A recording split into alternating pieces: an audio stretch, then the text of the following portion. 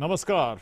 India's fight against COVID has intensified. The government is sparing no effort in augmenting oxygen supplies, increasing the size and the scale of the vaccination drive as well. Well, the numbers might be, increasing in terms of the number of infections, and the second wave may not have peaked as yet, but with each day capacities have been increasing, and society too is acting collectively in India's war against COVID. That's going to be in focus tonight. We're watching Newsnight. These are the headlines. My name is Mark Lynn. The third phase of the COVID vaccination drive begins. Everyone over the age of 18 is now eligible to get the shots. Vaccinations begin in some states, including Uttar Pradesh, Karnataka and Rajasthan. Other states are augmenting their vaccine supplies before full rollout of Phase 3.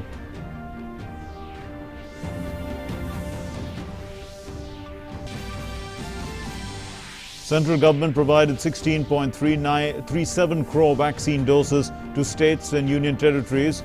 To date, 79 lakh vaccine doses still available with them to begin the third phase of the vaccination drive.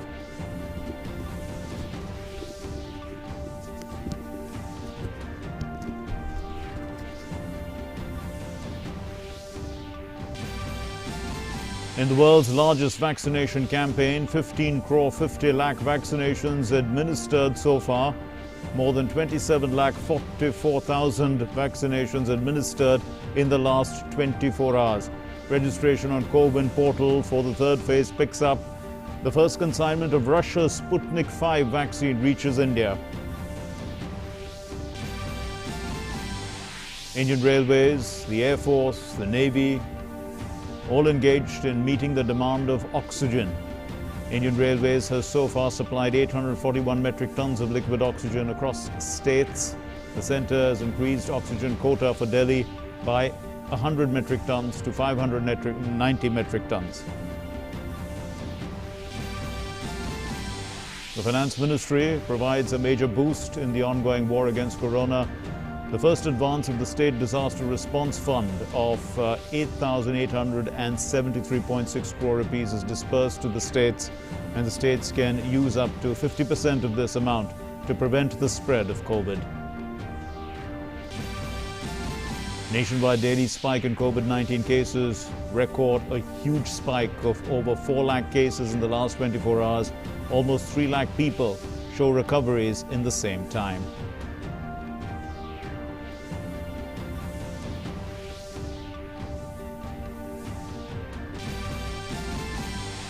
GST revenue collection for April 21 sets a new record, 1,41,384 crore rupees. So gross GST revenue collected for the month of April 2021.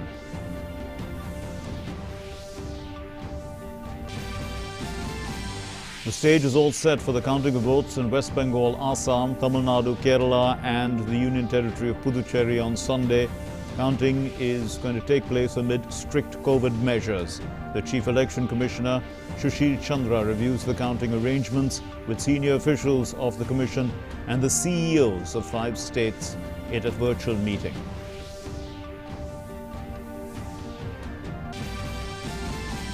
The 400th Prakash Parv of Shri Guru Tegh Bahadur Ji is being celebrated virtually this year amidst COVID pandemic.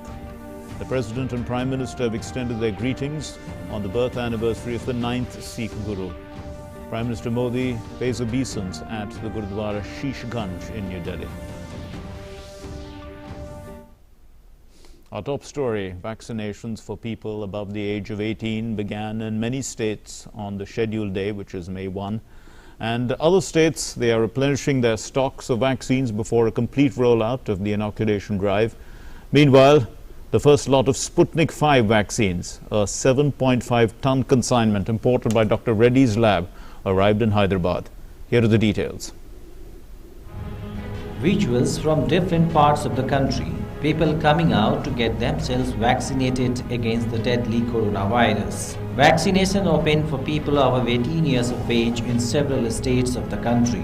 Young people arrived at vaccine centers from the morning and followed all protocols to receive their first dose of vaccine. Excited तो थे but थोड़ा expectation से थोड़ा जल्दी हो गया, सो excite से ज़्यादा हैप्पी है अभी. रजिस्टर मैंने 2 दिन पहले किया था एंड देन कल रात से मैंने स्लॉट के लिए वेट किया था, सो आज सुबह मुझे स्लॉट मिल गया. देन मैं 10:30 बजे यहाँ पे आ गया, मेरा नाम लिस्ट में था, 11 बजे हो गया. डर ऐसा कुछ नहीं था, बस वो कोरोना के लिए मेरे को लेना ही था. सब ने लेना ही चाहिए, इसके वजह से कुछ होने वाला नहीं. लस लो और घर पे रहो. 2 दिन मैं घर ही रहने वाला हूँ. वैक्सीन दोनों एकदम सेफ है, सब लोग ने कंपलसरी लो. सोशल मीडिया पे बहुत चीज़ें पढ़ते रहते हैं, ये सब झूठ है, उसका कोई दुष्परिणाम नहीं है. फीलिंग गुड, अच्छा है, कोविड से लड़ सकती हूँ. अभी डर था मतलब थोड़ा, तो क्या हो सकता है, इतनी भीड़ भी थी तो भीड़ की वजह से कोरोना ना हो जाए ऐसा लग रहा था, लेकिन अभी चलो लड़ सकते, लिया है तो. India's most populous state, Uttar Pradesh, began the inoculation drive for people above 18 years of age in 7 districts. Districts with more than 9,000 active cases are being included in the first phase. Chief Minister Yogi Adityanath himself visited a vaccine center in Lucknow. He said that the state government has procured the vaccine directly from the companies. हमें vaccine प्रारंभ यहाँ पे 18+ के लिए भी उपलब्ध हो चुका है. हम लोगों ने सीधे कंपनियों से खरीदा है. बाकी 5 करोड़ का हम लोग ग्लोबल टेंडर भी प्रदेश के अंदर प्रारंभ कर चुके हैं और मेरा विश्वास होगा कि हम लोग बहुत अच्छे ढंग से तेज़ी के साथ इस वैक्सीन के कार्यक्रम को आगे बढ़ाने में सफल होंगे. हर नागरिक को सुरक्षा कवच वैक्सीनेशन के माध्यम से देंगे ही, साथ साथ इस लड़ाई को मजबूती के साथ देश के साथ कंधे से कंधा मिलाकर के उत्तर प्रदेश का प्रत्येक नागरिक देगा. In Rajasthan too, vaccination drive for people above 18 years of age started in districts like Jaipur, Jodhpur and Ajmer. Meanwhile, many other states have organized themselves to begin the vaccination drive for people above 18 years of age.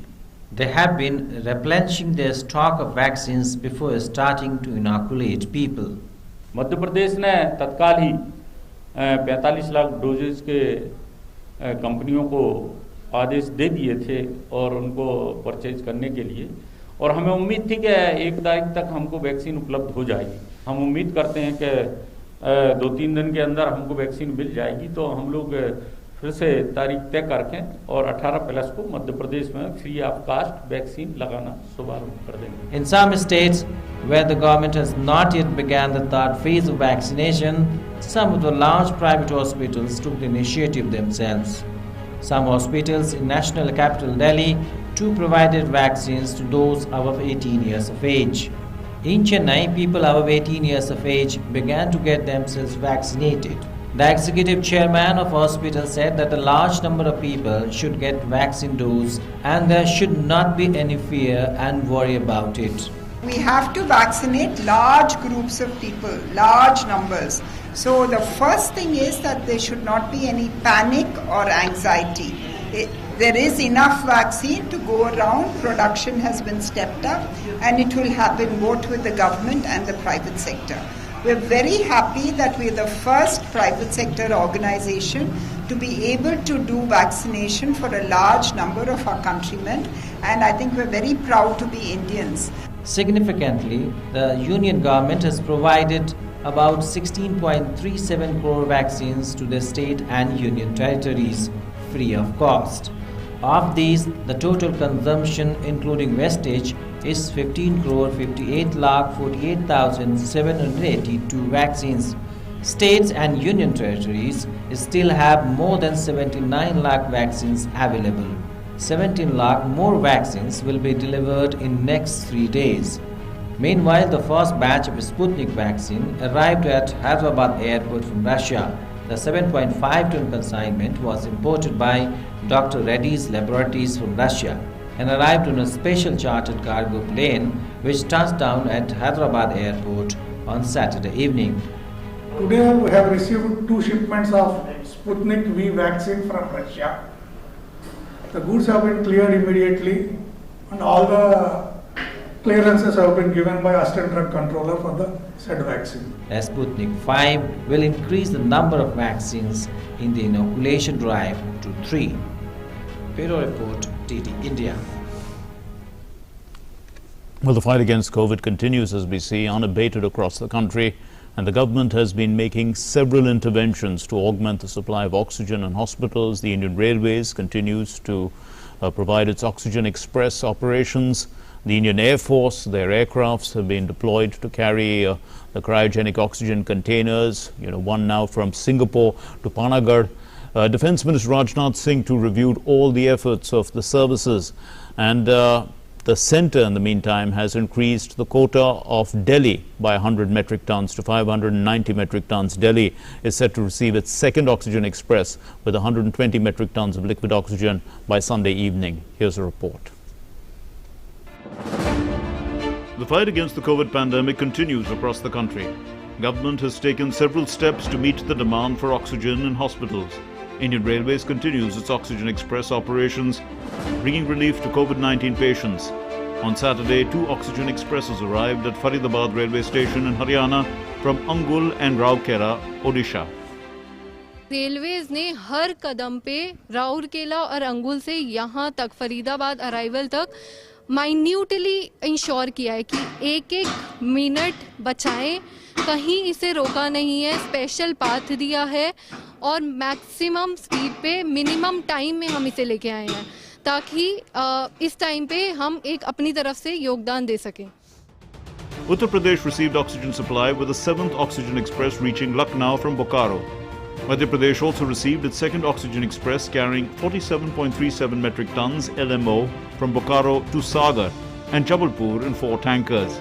So far, Indian Railways has delivered liquid medical oxygen to Maharashtra, Uttar Pradesh, Madhya Pradesh, Haryana and Delhi.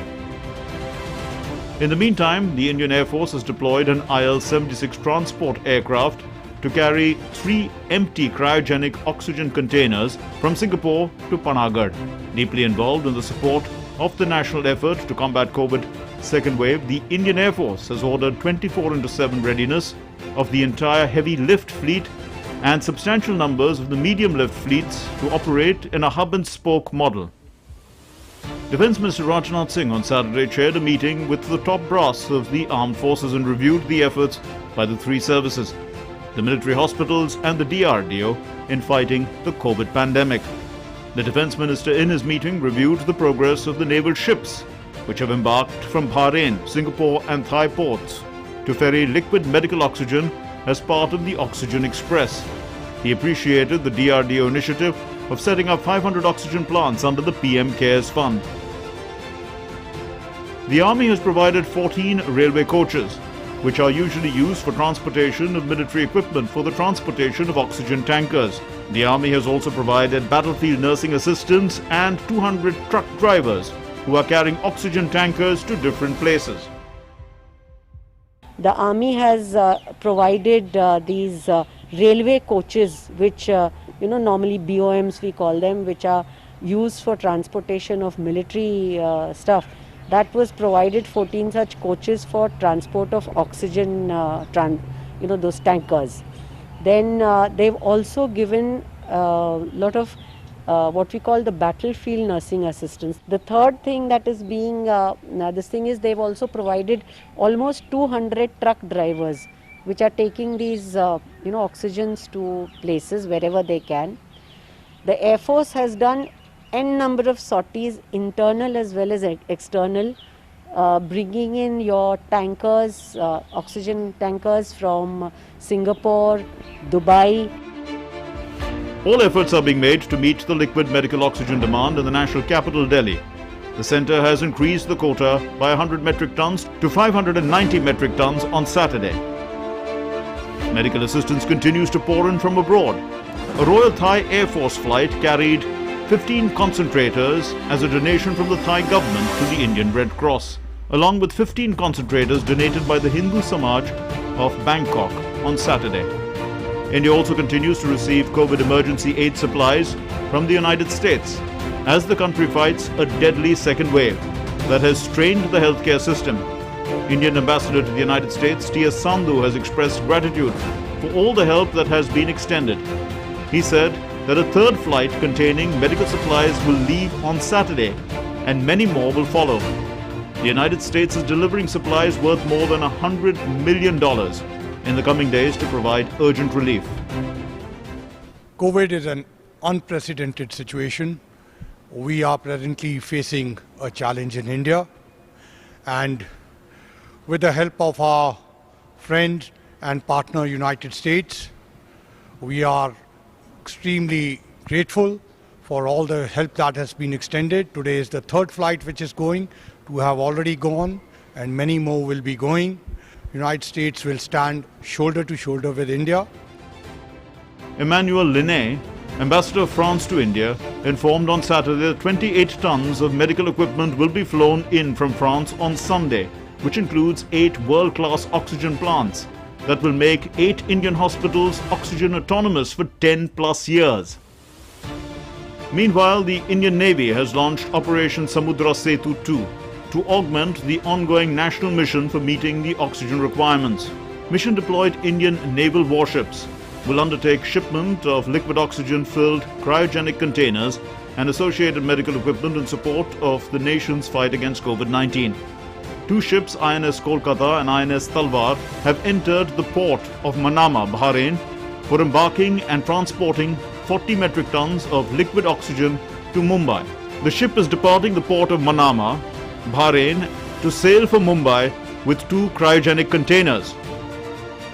Strengthening the capabilities of the nation in the united fight against COVID, the Ministry of Railways has, amongst its multi-pronged initiatives, deployed nearly 4,000 isolation coaches with almost 64,000 beds to work concurrently with the states in a bid to reach out as swiftly as possible. The Railways has drawn a decentralized plan of action empowering zones and divisions to work out their memorandum of agreement for cohesive action. These isolation coaches can be easily moved and positioned at places of demand on the Indian Railways network. Bureau Report, DD India. So, as a special dispensation, the Department of Expenditure, the Ministry of Finance, at the recommendation of the Home Ministry, has released the first installment of the central share of the State Disaster Response Fund. This is for the year 2021-22 to all the states and in the advance of the normal schedule. So usually the first installment of SDRF is released in the month of June as per the recommendations of the Finance Commission. However, in relaxation of the normal procedure, not only has the release of the SDRF been advanced, the amount has also been released without waiting for the utilization certificate of the amount provided to the states in the last financial year. Up to 50% of the amount released, which is equivalent to 4,436.8 crore rupees, that can be used by the states for COVID-19 containment measures. The funds from the SDRF may be used by the states for various measures related to the containment of COVID-19, including the meeting of cost of oxygen generation and storage plants in hospitals, ventilators, air purifiers, strengthening ambulance services, COVID-19 hospitals, COVID care centers, consumables, thermal scanners, personal protective equipment, testing laboratories, testing kits, and containment zones.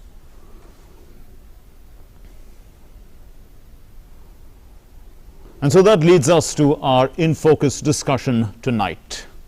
And the topic we are discussing is fighting COVID on a war footing. Joining us, we are privileged to have with us Professor K. Vijay Raghavan, Principal Scientific Advisor to the Government of India. Thanks, sir, for being with us. And Dr. Rajendra Dhamija is an expert of public health and the HOD of neurology at Lady Hardinge Medical College. Thank you very much, Doctor, for being with us. We'll start with you, Professor Raghavan. Vijay Raghavan, I beg your pardon. The question that comes to mind is, about efficacy of vaccines, because people are now, taking the vaccine. Some people are getting infected, so they're concerned about the efficacy of vaccines. Perhaps you can fill us in, because the idea is that when a person takes the vaccine, at least he doesn't get a severe infection, or he or she, and lives are saved. Absolutely. Thank you very much. We must keep in mind that after the first dose of a vaccine, people would be significantly protected, but after the second dose, full protection will come in. Now, what does protection mean? Protection doesn't mean that you will not get infected, but that you will be able to fight the infection. The vaccine stimulates your immune system to raise antibodies and other kinds of immunity so that when the virus comes in, these antibodies can fight against the virus. So it takes time for the vaccine efficacy to ramp up. And therefore, both doses are necessary according to the prescribed period. Now, remember also that the efficacy has a certain percentage, that overall vaccine efficacy can vary from 70, 80 to 90%. And that means you still have to be very careful after getting vaccinated so that you really make sure that you don't get infected if your vaccination levels were not sufficient after the first dose, for example, and you don't infect others. So vaccines will certainly protect you against severe disease with a few escapers.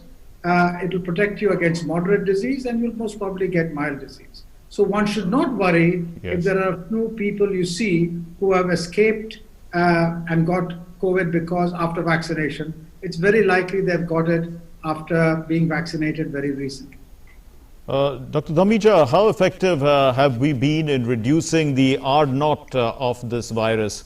We have had excessive testing, we've had tracing, we've had treatment, we've had a first phase, and now we're having a second phase. How would you assess this?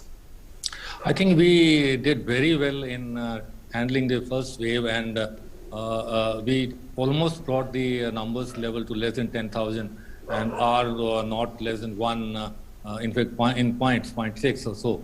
So this time, the second wave, which has come up in a really unprecedented time, and we have started ramping up all these public health measures, the basic pillars of containment or the mitigation of the virus, the viral pandemic. That includes the testing, ramping up the testing, as well as the tracing and tracking, and then the focusing on saving lives, that is the treatment. So overall, I think the past few weeks, the numbers have been rising, but from the containment point of view, we have done tremendously in last 2 weeks to ramp up our public health response to this second wave. Professor Vijay Raghavan, we followed a graded response as far as the vaccination drive is concerned, taking the frontline workers and those most vulnerable right at the start, then people about 45 years of age, and now it's open to others. But, how would you look at the prioritization of this?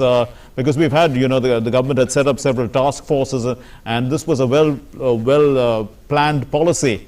Do you see that, this policy has actually served its purpose, the graded response on vaccinations? Right. So, the issue about vaccinating on scale has two major components. One, manufacturing capacity on large scale, and secondly, the putting in place of the vaccine distribution and vaccination processes. Now, that latter part, the distribution and vaccination pipeline, has been put in place for the entire vaccination system. What needs to happen now is scaling up the availability of manufacturing, and therefore a graded opening up of vaccination to people who are critically at the front line, healthcare workers, was something which was tagged to the available vaccine manufacturing which was there then, and the status of the pandemic. Now, with the surge going on, vaccine manufacturing is not only being increased, but vaccination through other vaccines, new ones have been introduced, the Sputnik 5 has been introduced, and other vaccines such as Johnson & Johnson's partnership with Biological E, Novavax partnership with Serum, and the import of vaccines will take place. So we will see a steady increase in amount. Now let me point out something which is very important for us to keep in mind.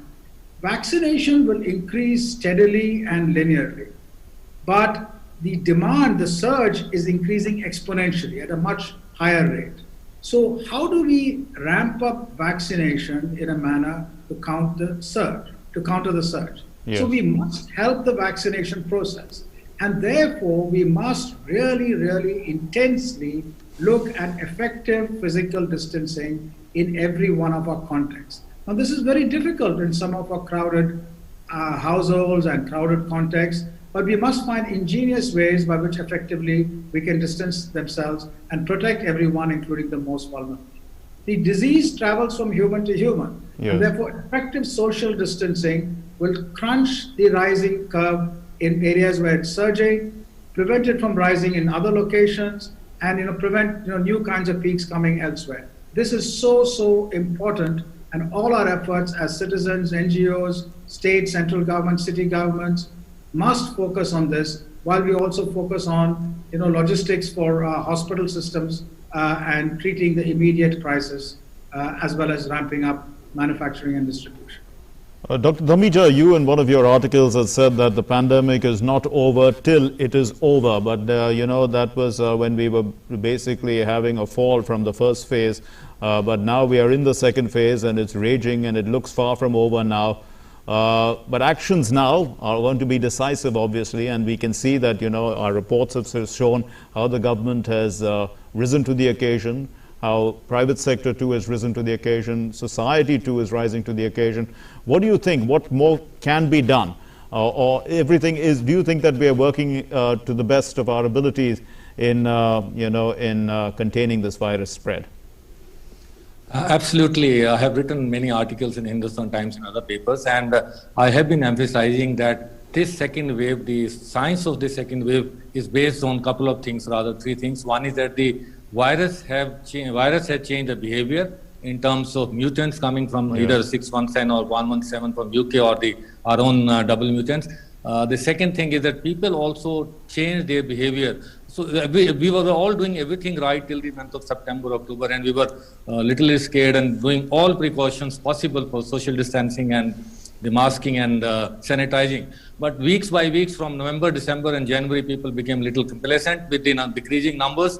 And with the arrival of vaccine, people thought now the pandemic is over. But actually it is not over unless it is actually over all over the world. So that is the reason why we are finding ourselves in a second wave in this magnitude. But the government has risen to the occasion that it brought out the vaccines in a very, very efficient way, protecting the healthcare workers, those who have to run the hospitals and look after the sick patients from the COVID-19. So that was very, very important, protecting our own doctors and nurses and healthcare workers so that the system should keep on running on. So that was number one, and then prioritizing according to the vulnerability of the elderly people and then the graded response in terms of 45 plus and now 18 to 45. So that vaccination is the strongest weapon against this pandemic, in addition to the strict COVID appropriate behavior and protocols. So both three things we have to go together hand in hand so that we can come over the pandemic as quickly as possible by the containment as well as protecting the individuals,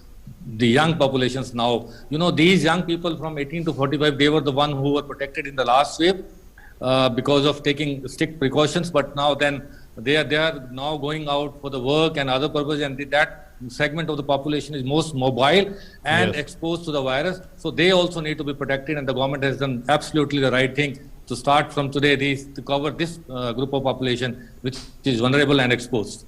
Professor Vijay Raghavan, perhaps some of the things that we've not talked about is how how people are studying the mutant variants of this virus.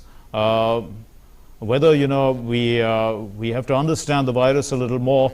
Perhaps the common man doesn't quite understand it as well as you scientists do. So this is an issue that perhaps you can throw some light on about, because people have started talking too much about the mutants and how even people who have been affected in the past are now going to be infected because it's a new virus altogether. Can you actually tell us a little bit about this, and also whether some people are now also talking about natural selection and the evolution and stuff like that, taking this discussion to a different level about the virus? Thank you. There's a lot to unpack there, but let me just very briefly give you a summary before I go into the details. The fact is that the variants, as they're called, changes in the virus, still keep it as fundamentally the same virus, and the vaccines against the original variant, which was going around, still work against them. So that's the good news, and therefore we raise, when vaccinated or when infected, what are called neutralizing antibodies, and these antibodies raised against the previous infection or through vaccines now will still work against the variants. So that's the good news.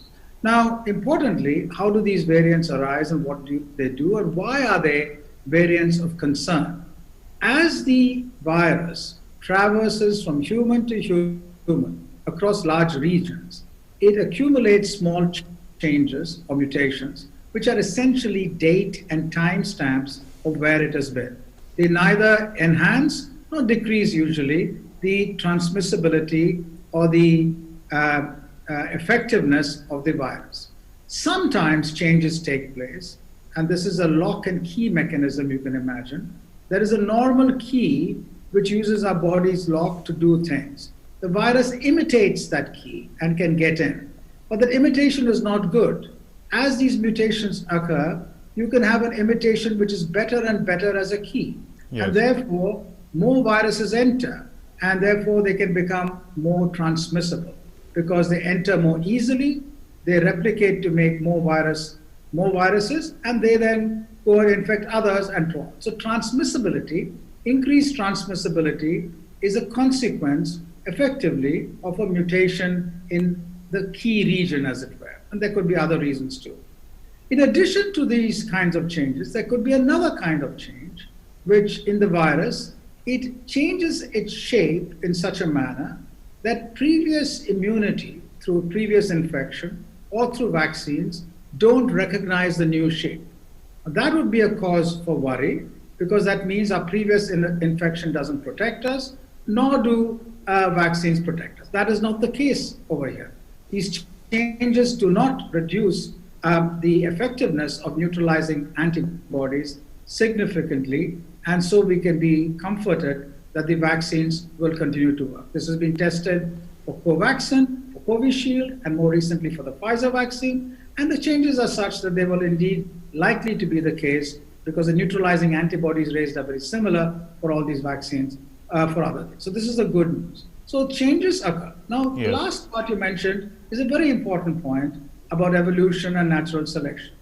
The more viruses there are in the population, the more the chances are of new mutations coming, which can actually change fundamentally the property of the virus. Now, this is something which is potentially a cause for worry, and I come back full circle to what we can do against this. We can do tests to measure this happening as if new changes come about, but we can prevent the changes from coming about by maintaining effective distancing, by density, by reducing the density of our interactions with others in such a manner that even if we are in crowded situations, we effectively, by wearing masks, washing our hands, are far away from each other. We can reduce the transmissibility and therefore the lowering of the population, the numbers of the virus, and prevent new changes from coming in while we also vaccinate. We have an incredible tool at hand now, vaccination, which we didn't have last time. That combined with effective distancing can be truly transformative. Indeed. Dr. Dhamija, while we try to reduce the number of cases, the public has to play a significant role. I mean, how important is it for citizens at this time to be playing a supporting role for the public policy makers and try to understand the situation as best as they can? And I mean, there are several guidelines and protocols being put in place. People have been following them to the best of their abilities. Of course, people have got tired. That may have been one of the reasons for the for the spike that began. But, how important is it for the citizens to help policymakers at a time like this in formulating the right type of policy to take us out of this second phase of the virus? You're right. We all have to play a role. The government is doing its own job. The doctors are doing their own job. The researchers are doing their own job. We are one of very few countries which we have produced 2 vaccines, indigenous vaccines, and manufacturing in India and made in India. So obviously, all stakeholders have to play a role, and the people's participation with Jan Bhagidari, which I coined many months ago, has a very important role to play. You see, the drill is everybody knows the drill, that we have to maintain a social distancing, we have to sanitize ourselves, face and hand, and we have to maintain the masking all the time when we go out, even now inside the house. So we all know the drill. The problem is we have to change our behavior to accept this, do it all the time and everything together. So just knowing is not enough. We have to do it rigorously and regularly, all COVID appropriate behavior and the protocols as advised by the government and regulatory authorities time to time. So it is our duty to protect not only us, but our near and dear ones, loved ones near us, and society at large. It's not only that I wear masks to protect myself, I also wear masks to protect others if I'm having asymptomatic infection or the things like that. So it is both ways. I protect you and you protect me. That is the concept of masking and maintaining social distancing. And it is very, very important for people to adhere to these public health measures so that we can reduce the transmission or we can break the chain of transmission. And that is the only way, in addition to the vaccine, to mitigate the viral pandemic. And this is a pandemic which has grown all over the world and in a magnitude which any health system would be strained to have these numbers. But we have to make a policy in a larger context in coming weeks so that people adhere, unless the people adhere to these COVID appropriate behavior and be inside their house, stay at home orders like that, so that they're not part of the crowd and they don't go and expose themselves and the others by going out and moving out. So these things are very, very important on the part of citizens as their citizens' responsibility. A responsible citizen has to play its own role for the collective mitigation of the pandemic, in addition to the other policymakers, including the government researchers, lab, the doctors, and so on. Professor Vijay Raghavan, you may have actually been quite happy to hear, some of the people saying they're proud to be Indians and participating in helping the government in whatever measures and supplying oxygen, and even in providing critical care. But on the supply side now, we've seen that the private sector is coming to the, it's happening spontaneously. They are participating to a great extent.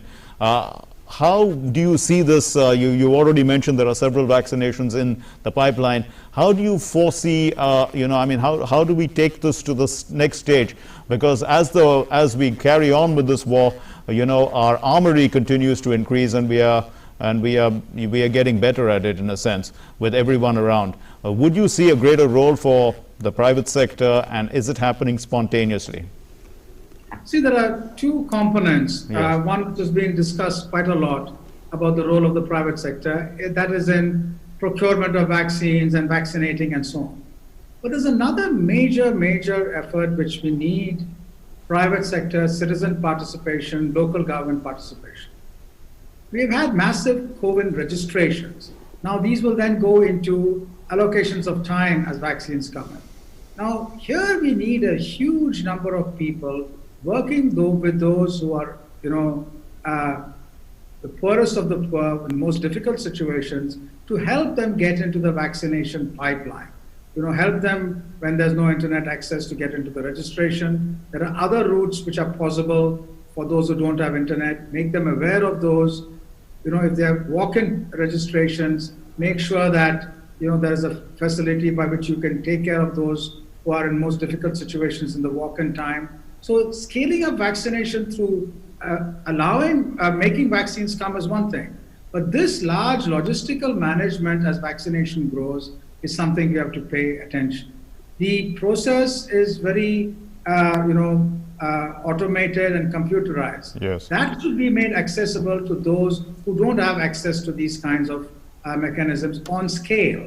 And therefore, those who are well-to-do, those who are able to help, must put in place processes in collaboration with local people so that everyone has access and they can do it in a manner which is not rushed, crowded, or packed at the vaccination sites. That's very important.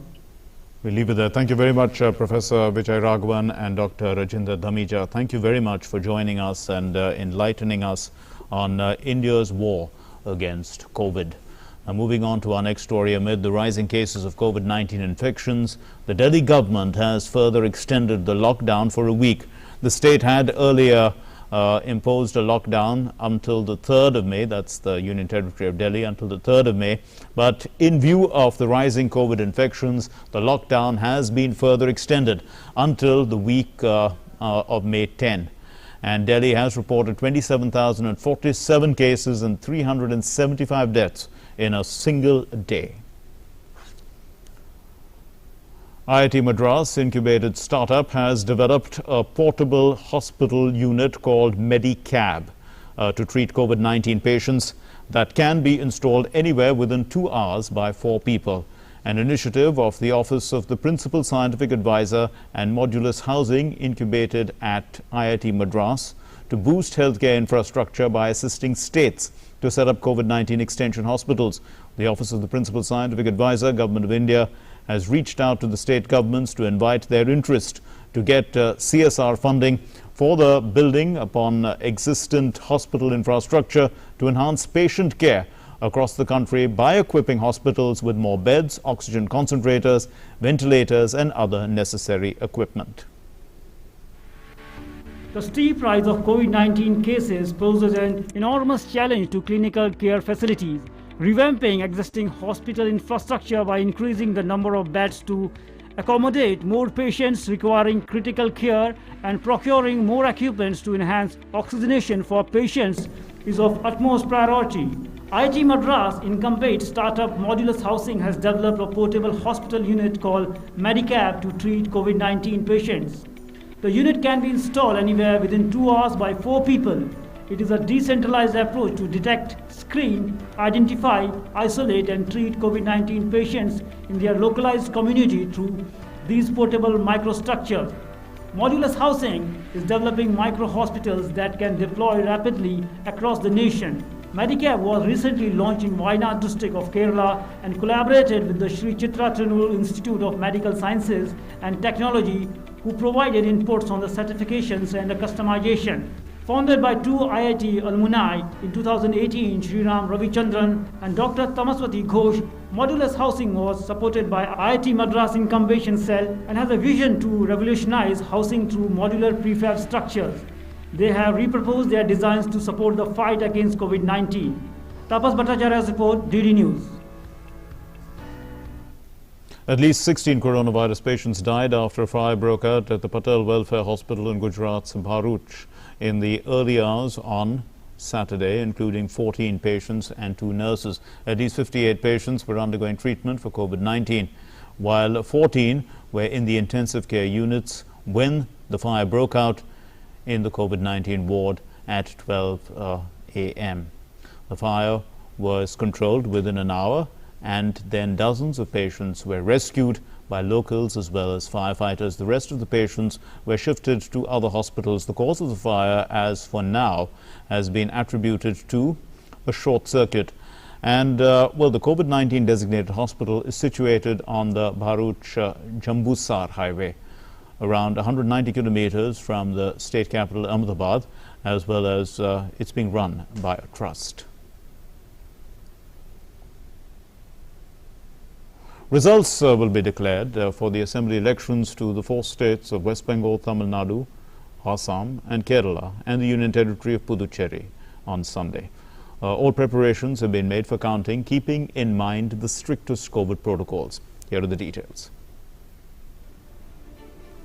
The stage is all set for the counting of votes in West Bengal, Assam, Tamil Nadu, Kerala and the Union Territory of Puducherry. Counting of votes will take place on Sunday, May 2nd amid strict COVID prevention measures. Counting of votes will start at 8 a.m. in all the states and the Union Territory. Chief Election Commissioner Sushil Chandra on Saturday reviewed the counting arrangements with senior officers of the Commission and the CEOs of the 4 states and Union Territory at a virtual meeting. Chandra directed that all laid down instructions of the Commission must be adhered to. He also directed that all counting halls must be fully COVID guidelines compliant. The Chief Election Commissioner complimented the CEOs for the successful completion of the polling in challenging circumstances of the pandemic. The Commission also prohibited public gathering outside the counting venue during the counting. The poll panel has also prohibited victory rallies. All arrangements have been made by the Election Commission at the counting centres to conduct the entire counting process. The counting hall will be sufficiently big to maintain social distancing. The number of counting tables will also be increased in a counting hall as per the size of the hall and keeping in view safety norms prescribed for COVID-19. In West Bengal, there will be at least 15 rounds of counting, while in the larger constituencies with more voters, counting will take place for a maximum of 25 rounds. The district which has the highest number of counting centres is South Parganas with 15 counting centres, and the least number of counting centres is Kalimpong, Alipurduar and Jhargram with only one counting centre in each district. A total of 108 centres have been set up across the state for counting, while a total of 292 observers have been deployed for monitoring.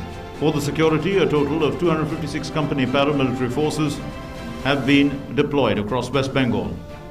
Meanwhile, in Assam, all preparations have been made for the counting of votes for 126 assembly constituencies. Amid COVID crisis, the Election Commission has ordered to strictly follow COVID protocol inside the counting centres. All the necessary guidelines have already been given to the candidates, counting agents and personnel engaged in the counting process. As per the safety measures, no candidates or poll agents will be allowed inside the counting hall without undergoing RT-PCR test. However, those who have been administered both the doses of COVID vaccination have been allowed.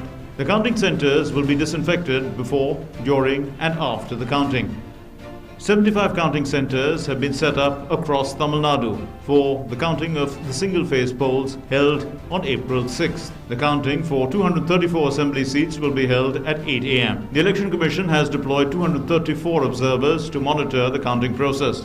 The counting will also begin in 140 seats in Kerala and 30 assembly seats in Puducherry on Sunday at 8 a.m. In view of the COVID-19 crisis, the Election Commission has banned the entry of all vehicles within 100 meters of the counting centre. With Bureau Inputs, Neeraj Singh's report, DD India, Kolkata. Well, the gross GST revenue collected in April 2021 is at a record high.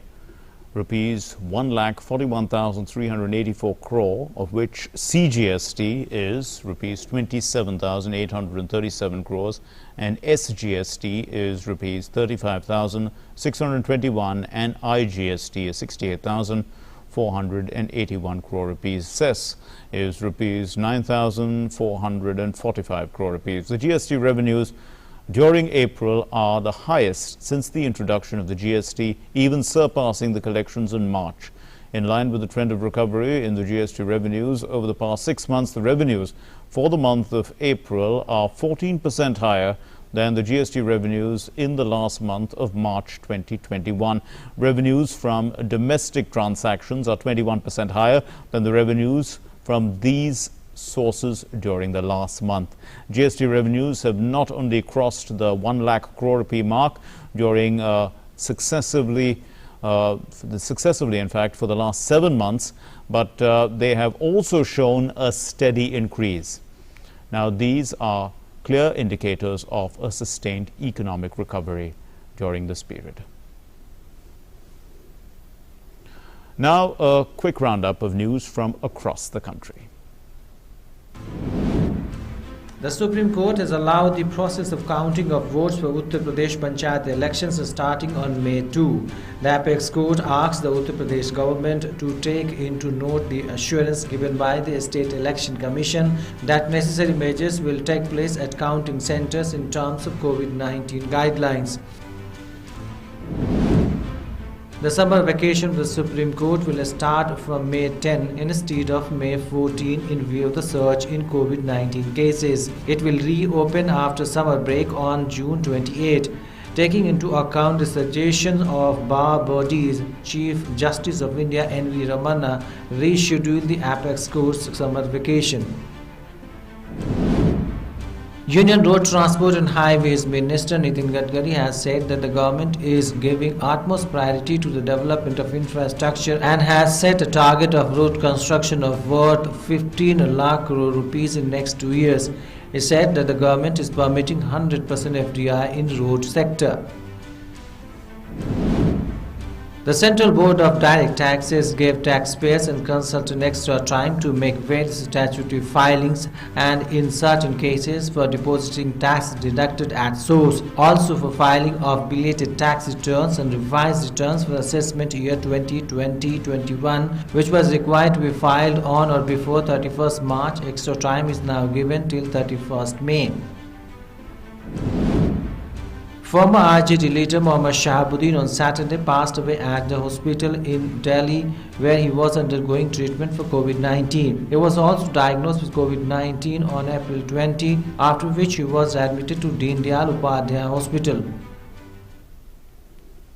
The nation is commemorating the 400th Prakash Purab of Sri Guru Tegh Bahadur Ji, the 9th Sikh Guru. Considered a principled and fearless warrior, he was a spiritual scholar and a poet whose 115 hymns are included in the Guru Granth Sahib. Prime Minister Narendra Modi, in a tribute, said that Sri Guru Tegh Bahadur Ji refused to bow to tyranny and injustice, and his supreme sacrifice gives strength and motivation to many people.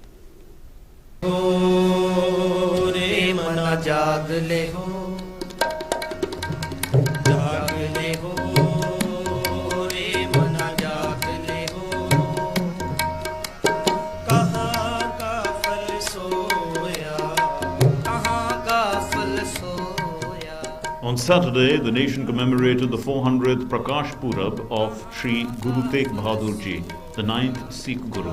He was known for his supreme sacrifice and refusal to bow to tyranny and injustice. Born in Amritsar, Punjab, Sri Guru Tegh Bahadur Ji was the youngest son of Guru Har Gobind Sahib, the 6th Sikh Guru. He was first named Tyaga Mao, but later came to be known as Tegh Bahadur after participating in the war against the Mughals and showing bravery.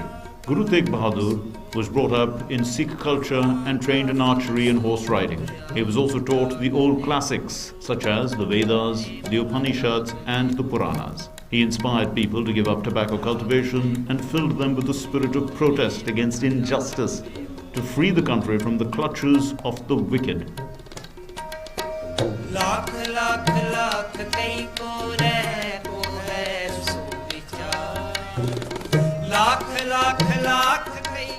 On this auspicious occasion, devotees across the country paid their tribute to Sri Guru Tegh Bahadur Ji. People offered prayers at the Golden Temple in Amritsar, Gurdwara Seetsganj Sahib in Chandni Chowk, which also marks the place of his execution.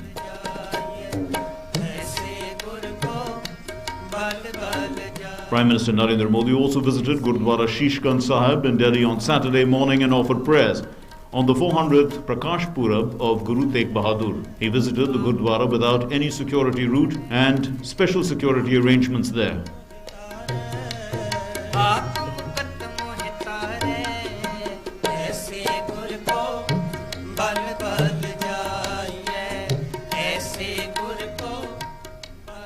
President Ramnath Kovind paid obeisance to Guru Tegh Bahadur on his 400th Prakash Purab. In a tweet, the President said, Guru Tegh Bahadur remains immortal in his fight against tyranny to protect humanity, which culminated in his supreme sacrifice. The President added that his verses in Gurbani inspire us all and asked people to imbibe the values contained in his Shabad. Paying his tribute to Guru Tegh Bahadur, the Prime Minister tweeted, on the special occasion of his 400th Prakash Purab, I bow to Sri Guru Tegh Bahadur Ji. He is widely respected globally for his courage and his efforts to serve the downtrodden. He refused to bow to tyranny and injustice. His supreme sacrifice gives strength and motivation to many. Considered a principled and fearless warrior, he was a spiritual scholar and poet whose 115 hymns are included in the Sri Guru Granth Sahib Ji.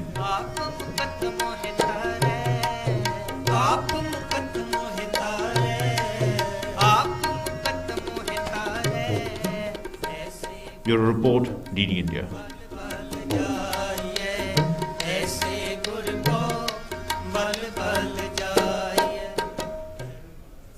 To mark the birth centenary of the legendary filmmaker Satyajit Ray on the 2nd of May, the Ministry of Information and Broadcasting will organize a year-long centenary celebrations across India and abroad. Born in 1921, Satyajit Ray was a renowned filmmaker, writer, illustrator, graphic designer, music composer as well. and he started his career in advertising and found inspiration for his first film, Pather Panchali, which, in fact, while he was illustrating a children's version of the novel, of a novel by Bandyopadhyay. And so this film, in fact, it catapulted him to international fame. And in recognition of the Oiter, Satyajit Ray Lifetime Achievement Award for Excellence in Cinema has been instituted from this year onwards to be given out at the International Film Festival of India, IFFI, every year starting this year.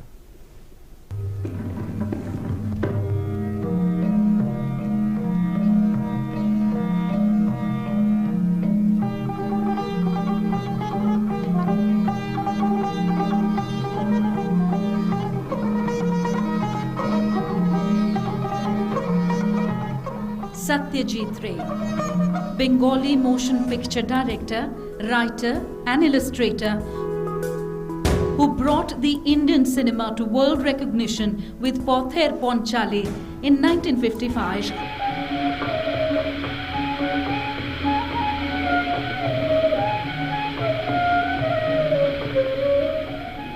And its two sequels known as the Apu trilogy.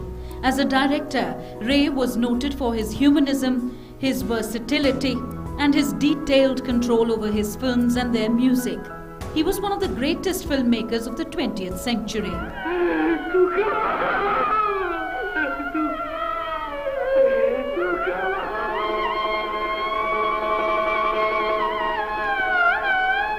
Ray was an only child whose father died in 1923. His grandfather was a writer and illustrator. Ray grew up in Calcutta and was looked after by his mother. He entered a government school where he was taught chiefly in Bengali and then studied at the Presidency College. That was Calcutta's leading college where he was taught in English. By the time he graduated in 1940, he was fluent in both the languages. In 1940, his mother persuaded him to attend the art school at Shantiniketan, Rabindranath Tagore's rural university northwest of Calcutta. There, Ray, whose interests had been exclusively urban and Western-oriented, was exposed to Indian and other Eastern art and gained a deeper appreciation of both Eastern and Western culture, a harmonious combination that is evident in his films.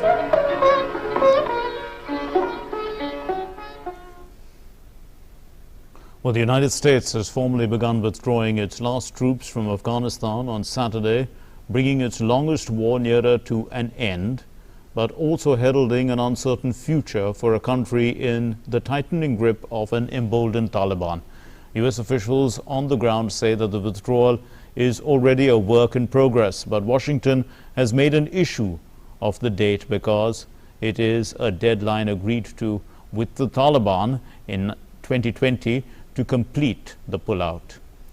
The skies above Kabul and nearby Bagram air bases, they have been buzzing. The sky, in fact, has been buzzing with more U.S. helicopter activity than usual as the pullout gears up following the start from Thursday of concurrent NATO withdrawal. And the prospect of an end of 20 years of U.S. presence comes despite fighting raging across the countryside in the absence of a peace deal. U.S. President Joe Biden is determined to end what he called the forever war, announcing last month that the withdrawal of the remaining 2,500 Americans, the American forces there, would be complete by the 20th anniversary of the September 11 attacks. And with that, we conclude News Night for tonight. Thanks very much for watching, but always remember to wear your masks. We have been wearing our masks indoors as well because that's the best way to keep safe, because you're never sure who you're meeting, and it's always good to keep yourself safe as well as in our discussion. Keep yourself safe and those who you meet also safe. So mask up, India. Thanks for watching. Namaskar.